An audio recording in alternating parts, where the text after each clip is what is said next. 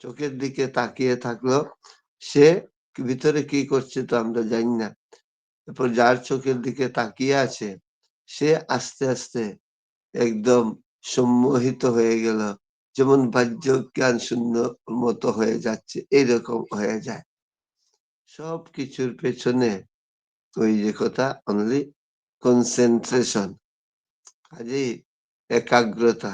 সেই একাগ্রতা মানে হচ্ছে এককে অগ্রভাগে রেখে চলা, একাগ্রতা।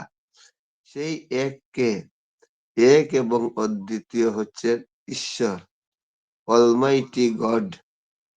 সেই ঈশ্বর যিনি ব্রহ্মা বিষ্ণু মহেশ্বর তিন মিলে এক ঈশ্বর এবং সর্বশক্তিমান, সেই এককে অগ্রভাগে রেখে জীবন পথে যখন আমরা চলি, অগ্রভাগে রেখে চলবো তখনই যখন গুরু রূপে উনাকে আমরা গ্রহণ করি। সেই বিশ্বাস রাখি, গভীর বিশ্বাস, যে ইনি পৃথিবীর সৃষ্টি করেছেন, পৃথিবীর সৃষ্টিকর্তা, কাজে পৃথিবী পরিচালনা উনি জানেন।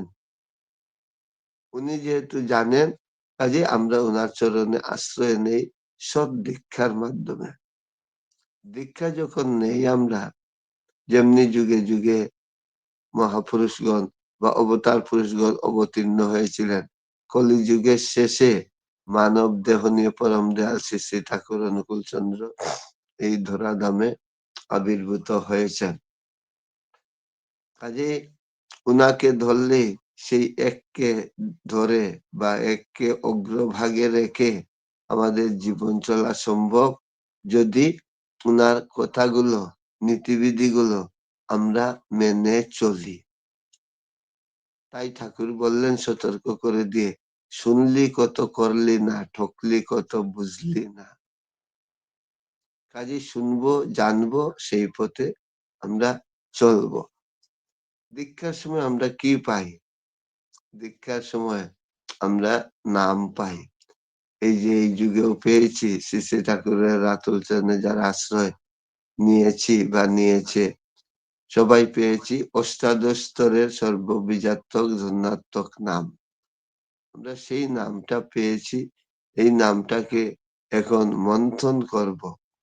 মন্থন করলে তখন সেটার থেকে যে অমৃত বেরিয়ে আসে। তাই ঠাকুর বললেন, নিষ্ঠা সহ নাম পুরায় মনস্কাম। নিষ্ঠা সহ করলে নাম আপনি আসে প্রাণায়াম। আর অনুরাগ আর নিষ্ঠাবিহীন যতই করিস নাম, দয়াল বলেন দুহাত তুলে করিস না প্রণাম। কাজে অনুরাগ এবং নিষ্ঠা সহ যেই নাম পেয়েছি সেটাকে জপ করব।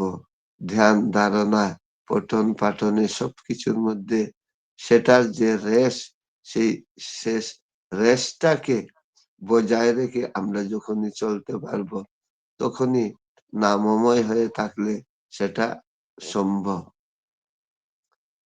সেই নামের জন্য, সেই জন্য শাস্ত্রে বলা আছে, জপাত সিদ্ধি জপাত সিদ্ধি জপাত সিদ্ধি ন সংশয়। তখনই নামটা সুধা স্বরূপ আসে, হরির নাম সুধা পান করে। এই সুধা পান করলে মানুষ অমর হয়ে যায়, অমরত্ব লাভ করতে পারে। সেই অমরত্ব মানে কি? অমরত্ব মানে হচ্ছে এই নামটা, আত্মার যেমন কোনো বিনাশ নেই।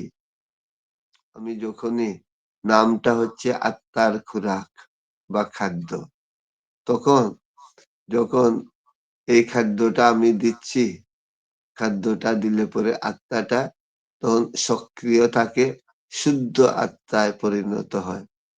যা শ্রী শ্রী ঠাকুর মহাভাব সমাধি অবস্থায় যে বলেছেন, যেগুলো লিপিবদ্ধ করা হয়েছে পুণ্যপুঁথি নামক গ্রন্থে, সেই গ্রন্থে প্রথম দিনের প্রথম লাইনই হচ্ছে, আমি চাই শুদ্ধ আত্মা। কাজে আত্মাকে শুদ্ধ রাখতে হলে, আত্মা সুন্দর, আমরা জানি যে নির্বিকার, নির্লিপ্ত, অদাহ্য, তাকে দহন করা যায় না, ভাঙ্গা যায় না, নির্বিকার নির্লিপ্ত। কিন্তু রাখতে তো হবে শুদ্ধ করে। এই শুদ্ধ করে রাখাটাই হচ্ছে সবসময় সৎ স্বচ্ছ হয়ে চলা, এবং নামময় হয়ে চললে সবসময় তখনই আমরা সৎ থাকি, আমাদের মধ্যে স্বচ্ছতা আসে। এই জন্য শ্রী শ্রী ঠাকুর বলছেন যে নাম কি? শরীরের ভিতর নিয়ত ক্রিয়া এবং প্রতিক্রিয়ার দরুন যে ধ্বনি বা নাদের সৃষ্টি হচ্ছে, তাই হচ্ছে নাম বা বীজ মন্ত্র। নিয়ত ক্রিয়া প্রতিক্রিয়ার দরুন কাজে প্রত্যেকটা মানুষের ভিতরে ভালো খারাপ দুটো দিক রয়েছে, সবকিছু মিলিয়েই মানুষ। যেমন আমরা দেখি একটা পচা ড্রেন যদি থাকে, ড্রেন দিয়ে সব ময়লা আবর্জনা যায়, সেটার মধ্যে গন্ধ হয়, সেটার উপরে ঢাকা থাকে, তাহলে সেই গন্ধটা বেরোয় না। আবার ওই পচা বা আবর্জনাটা ওই ড্রেন দিয়ে অনেক দূরে চলেও যায়। সেটা হচ্ছে আবার নদীর জলে দেখবেন যেখানে স্রোত আছে, সেখানে পচা কিছু ফেলেন, সঙ্গে সঙ্গে স্রোতটাকে অনেক দূর বয়ে নিয়ে যায়, আর পচা গন্ধ আমাদেরকে ভোগ করতে হয় না। মানুষের মধ্যে এরকম খারাপ ভালো দুটো দিকই আছে, যে খারাপ গুলোকে বন্ধ করে রেখে তখন আবার দেখবেন যে ফুল যে ফুটে, ফুলকে কি কেউ ঢেকে রাখে? তাকে কিভাবে তার সৌন্দর্য আরো খোলা থাকবে, সবাই সেই চেষ্টায় ব্রত থাকে। ফুলের যে গন্ধ, সেই গন্ধটা যাতে না বেরোয় কেউ চেষ্টা করে না। কিন্তু নদী জল আবর্জনার যে জল বা আবর্জনা আছে, পচা আছে, সেটার গন্ধটা যাতে না বেরোয় ঢেকে রাখে। এই হচ্ছে সদ্গুরু ধরা প্রয়োজনীয়তা এই জায়গায়। আমরা যাতে আবর্জনা আমাদের ভিতরে যে আছে সেইগুলোকে ঢেকে রাখি, সেটা তাহলে আমাকেও ক্ষতিগ্রস্ত করতে পারবে না, পারিপার্শ্বিকেও করতে পারবে না। আর আমার ভেতরে যে ফুলের সৌরভ আছে বা সেটাকে আমি তৈরি করব, সেই গন্ধটা সবকিছু যাতে নিজেও উপভোগ করি এবং অন্যদের মধ্যেও ছড়ায়। সেই জন্যই হচ্ছে, সেটাই হচ্ছে ধর্ম। যা ঠাকুর বললেন যে অন্যে বাঁচায় নিজে থাকে, ধর্ম বলে জানিস তাকে। ধর্মে সবাই বাঁচে বাড়ে, সম্প্রদায়টা ধর্ম নারে। ধর্মে জীবন দীপ্ত হয়, ধর্ম জানিস একই হয়। কাজে আমাদের ধর্ম হচ্ছে এই, আমরা নিজেরা সুখ স্বাচ্ছন্দ্যময় জীবন যাপন করব। আমাদের ভিতরে যে আবিলতা কালিমা রয়েছে, সেইগুলোকে ঢেকে রেখে সাপ্রেস করে রাখবো। আর ডোমিনেট করবে, অর্থাৎ বিকশিত হবে আমাদের ফুলের মতো যে সৌরভ বা গন্ধ যেগুলো আছে, সৎ গুণ, এইগুলো বিকশিত হবে আমাদের চরিত্রের মধ্যে। ভাব ভাবনা বলা কর্ম, ধর্ম হচ্ছে তাই। তাই ঠাকুর বললেন, তোর বাঁচা বাড়া নিঝুম হলো, পাড়াপড়শি উচ্ছল হলো না, এতেও কি রে বলতে চাস তুই ধর্মে করিস বন্দনা? আমরা এমন ভাবে চলবো গুরু কেন্দ্রিকতার মাধ্যমে, তখন আমাদের জীবনটা সুন্দর হবে, উপভোগ করব, পাড়াপড়শি সবাইকে উপভোগ করাবো বা সবাই মিলে উপভোগ করব। সেটাই হচ্ছে সত্যিকারের ধর্ম। সেই জন্য নাম, যে সদ্গুরু প্রদত্ত বীজ নাম পেলাম, সেটার শক্তি হচ্ছে সব থেকে বেশি। ঠাকুর বলেছিলেন যে একটা এটম বোমার যে শক্তি, এই নামের এত শক্তি যে সব সময় নামময় হয়ে থাকে, একটা এটম বোমা পর্যন্ত তাকে মারতে পারবে না। প্রত্যেকটা কোষের মধ্যে নাম তরঙ্গ। আমাদের আসামে আরেকটা লিঙ্ক আছে, সেটার নাম হচ্ছে নাম তরঙ্গ। এই লিঙ্কের নাম, আমরা এখন যে লিঙ্কে করছি, আমাদের যে শ্রদ্ধেয় শর্মিষ্ঠা সাহুমার লিঙ্ক, সেটা হচ্ছে নাম ধ্যান স্বস্তি যজ্ঞ। স্বস্তির জন্য যে যজ্ঞ, মানে যোগ্যতা অর্জন করা। আমি যাতে শান্তিং স্বস্তিং শুভং দেহি, দেহি কর্ম সুকৌশলম, দেহি মে জীবন বৃদ্ধি নিয়তং স্মৃতি চিজ্জুতে। আমি ঠাকুরকে বলছি যে শান্তি দাও, স্বস্তি দাও, দেহি কর্ম সুকৌশলম, কর্মের যে কৌশল, সেই কৌশলটা যাতে আমি জানি বুঝি, সেইগুলো দাও। দেহি মে জীবন বৃদ্ধি, আমার জীবনটা যাতে অস্তিত্ব রক্ষা হয়ে বৃদ্ধির দিকে যায়। নিয়তং স্মৃতি চিজ্জতে, আমার যাতে নিয়ত আমি সেইগুলো নিয়ে থাকতে পারি। সেইগুলো কি এমনিতে আসবে? যে কোনো কিছু পেতে হলে তার একটা সিস্টেম আছে, পদ্ধতি আছে, সেইভাবে মন্থন করতে হয়। দুধের মধ্যে মাখন থাকে, কিন্তু মাখনটাকে, দুধকে যদি আমরা মন্থন না করি উত্তম রূপে টেকনিক অনুসারে, তাহলে মাখন বের হয় না। সেই রকম আমরা নামটা পেয়েছি, সেটার মধ্যে এত শক্তি যে যত বেশি নাম জপ করবে একাগ্রতা সহকারে, তখন প্রত্যেকটা যে কোষ আছে আমাদের শরীরে, সেই কোষগুলোর মধ্যে সেই ভাইব্রেশনটা যায়, গেলে পরে তখন প্রত্যেকটা কোষ সঞ্জীবিত হয়ে উঠে। এই কোষটা সঞ্জীবিত যখন হয়, তখন নার্ভাস সিস্টেম, অন্য যত সিস্টেম আছে শরীরে, gastrointestinal system, urinary system, urinary tract, genital tract রয়েছে, সার্কুলেটরি সিস্টেম রয়েছে, সব সিস্টেম গুলো খুব স্ট্রেংথেন হয়, সেন্সিটাইজ হয়, তাদের শক্তি বাড়ে, ব্রেইনের শক্তি বাড়ে, ধী শক্তি বাড়ে, বাড়লে পরে জীবন চলনা সুন্দর হয়। তাই ঠাকুর বললেন নামে মানুষকে তীক্ষ্ণ করে, ধ্যানে মানুষকে স্থির ও গ্রহণক্ষম করে। কাজেই ওই যে ঠাকুর বললেন পুণ্যপুঁথিতে, মানুষ খাঁচায় পাখি পুষে, পাখিটাকে যদি খাদ্য না দেয় পাখিটা শুকিয়ে মরে যায়। সেই রকম ধরনের আমাদের দেহরূপ খাঁচায় আত্মারূপ পাখি আছে, সেই পাখির আত্মার খাদ্য হচ্ছে এই বীজ নাম। এই খাদ্যটা খুব অনুরাগ সহ দিতে হয়, দিলে পরে আত্মাটা শুদ্ধ আত্মায় পরিণত হয়, তখন আমরাও শুদ্ধ হই সব দিক দিয়ে আমরা।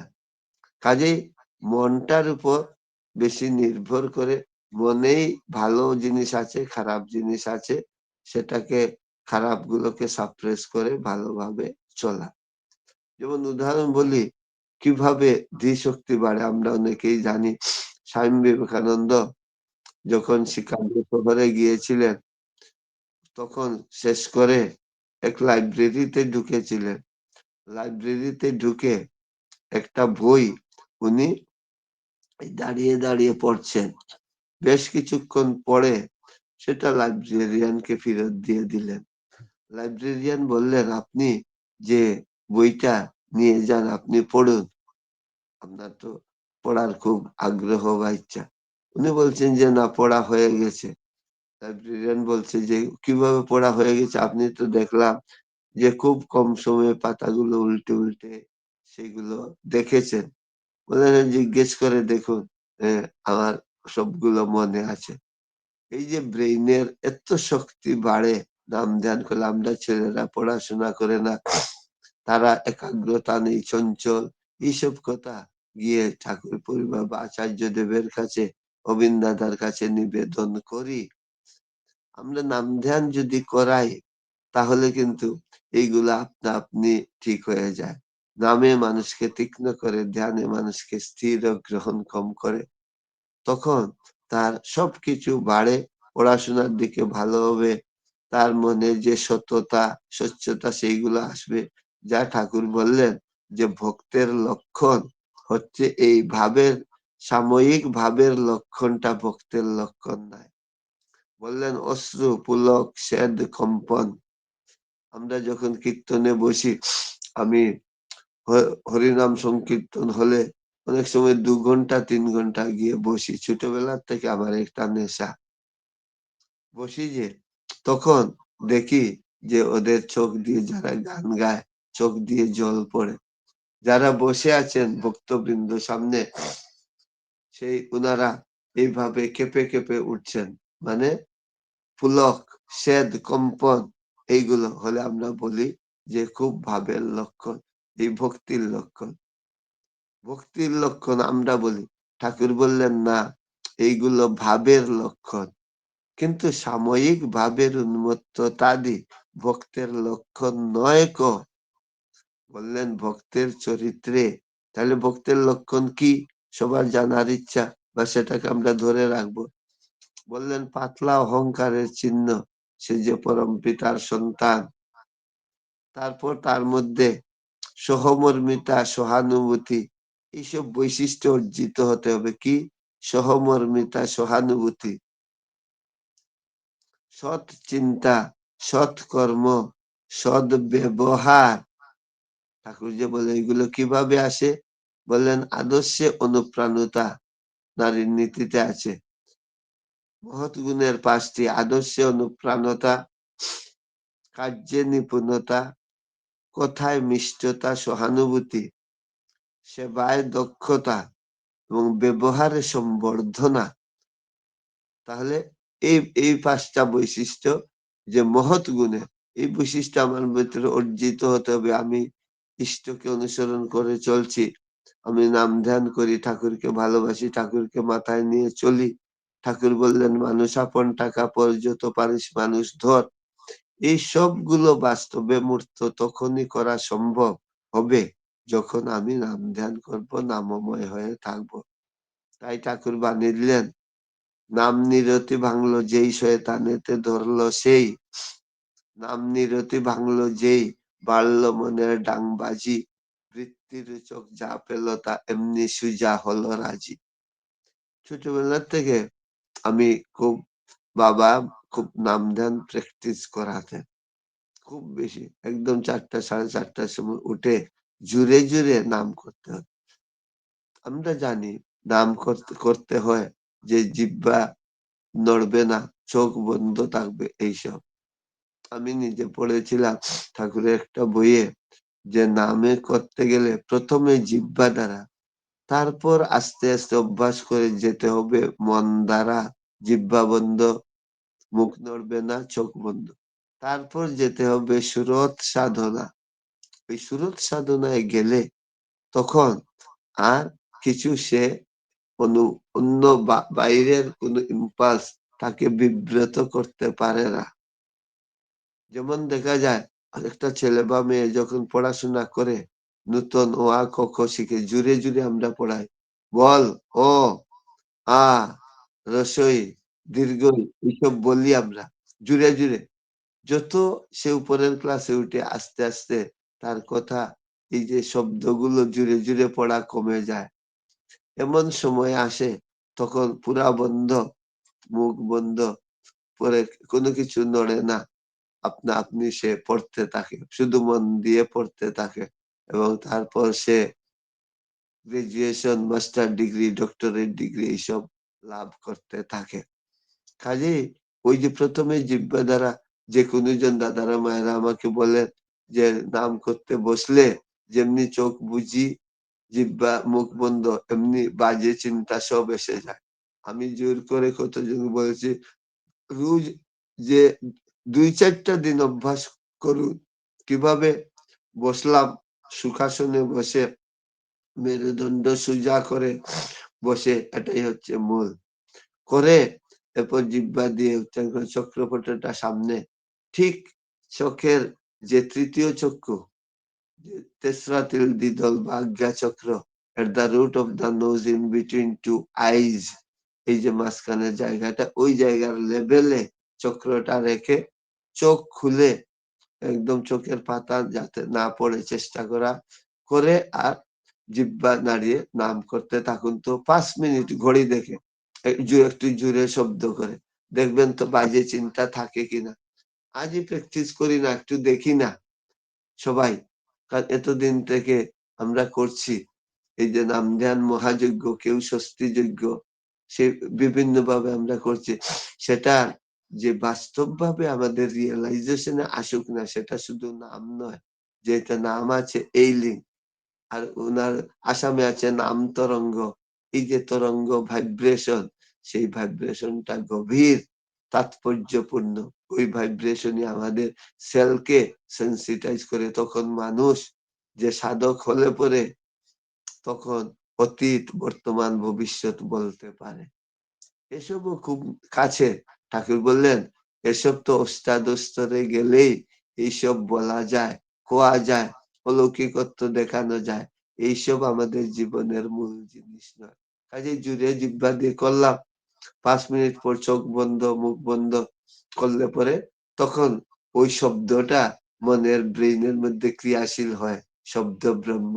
এরপর মুখ বন্ধ, চোখ বন্ধ করলেও নাম হতে থাকবে আস্তে, আস্তে। তখন আস্তে, আস্তে বাজে চিন্তা আসতে পারবে না। এবং আস্তে ওটা বাড়াতে হবে। তখন সেটা আরো ক্রিয়াশীল, বাজে চিন্তা আসলো না। কিন্তু আবার ক্রিয়াশীল হতে গেলে আরো বেশিক্ষণ টাইম আস্তে, আস্তে বাড়াতে হবে। করলে পরে তখন একবার ক্রিয়াশীল হয়ে গেলে বা হতে শুরু করলে তখন আমরা অনেক কিছুকে অনুধাবন করতে পারবো। রিয়ালাইজেশন এ আসবে, অনুভূতি আসবে। অনুভূতির দ্বারা যা জানা যায় তাই জ্ঞান। সেটা হচ্ছে মন দ্বারা, জিহ্বা দ্বারা, মন দ্বারা। দ্বিতীয় গেল, তৃতীয় হচ্ছে সুরত সাধনা। প্রতিটা প্রাণস্পন্দনে হার্ট বিট চলছে, ফুসফুসের ক্রিয়া চলছে। আমরা বলি, আমরা জিজ্ঞেস করি না, অনবরত চলছে। ওই জায়গাতে যখন নাম চলবে, হার্ট ফুসফুসের ক্রিয়ার মধ্যে অটোমেটিক্যালি, ভলান্টারি নয়, ইনভলান্টারি হয়ে চলছে, তখন সেটাকে বলা হয় সুরত সাধনা। এই সুরত সাধনা হলে তখন মানুষ আপনা আপনি যে পরম ব্রহ্মে বিলীন হতে পারে। নদী যেমন সমুদ্রে বিলীন হয়, আমাদের জীবনের মূল প্রবাহ এই হচ্ছে সুরত সাধনা। তখন সে সব কাজ করছে, যাচ্ছে, সব দিকে মনটা ওই জায়গায় থাকবে। Keep your attention at the third eye, পুণ্যপুঁথিতে ঠাকুর বলেছেন। তখন বাজে কোনো জিনিস তার ভিতর ঢুকতে পারবে না। সেই নামের তরঙ্গে, স্রোতে পচা জিনিস সবগুলো ধুয়ে মুছে পরিষ্কার করে দেবে। জীবনের সার্থকতা খুঁজে পাবো। সেটা হচ্ছে সুরত সাধনা। করলে পরে ওই ঠাকুর বলেছেন এইরকম হতে হবে পুণ্যপুঁথিতে। যেমনি চোখ খুলবে এমনি নাম, অনবরত নাম চাই। এমনকি অন্যের সঙ্গে কথা কইতেও ধ্যানটি হওয়া দরকার। ২৪ ঘন্টা নাম করতে হয়। আবার বললেন নাম করবে পাঞ্জাব মেইলের মতো। এই যে বলেছিলাম সুর যদি বেশি থাকে, শক্তি খুব জোরে স্রোত চলছে, সবকিছুকে বহন করে নিয়ে যায় অনেক দূরে। করলে নাম কর, ধ্যান কর, ইষ্ট চিন্তা কর। নাম করলে আয়ু বল সব বেড়ে যায়। আয়ু বল সব বেড়ে যায়। বললেন ২ বার শ্বাস প্রশ্বাসের সঙ্গে ২, ৪, ৬, ৮, ১০ বার নাম করা এবং তার সঙ্গে ধ্যান, ইষ্ট বিষয়ক চিন্তা, তাতেই আমাদের জীবনের সার্থকতা। আমার সময় হয়ে গেছে। আমাদের যে শ্রদ্ধেয়া প্রতিমা প্রামাণিক মা আমাকে সেই যুক্ত করে দিয়েছেন এবং শ্রদ্ধেয়া শর্মিষ্ঠা মা সহ উপস্থিত অনেক দাদারা মায়েরা আছেন, যাদের সঙ্গে অনেক আন্তরিকতা আছে অনেক বছর থেকে। প্রত্যেকের ইষ্টচ্ছল সর্বাঙ্গীন মঙ্গল পরম দয়ালের রাতুল চরণে প্রার্থনা করে যে নাম ধ্যানটা অতি অবশ্য বাড়াতে হবে। যত বাহ্যিক বহিরঙ্গ কাজ করি না কেন, বহিরঙ্গ থেকে করো নাম সংকীর্তন, অন্তরঙ্গ থেকে করো প্রেম আস্বাদন। সবাইকে জয় গুরু।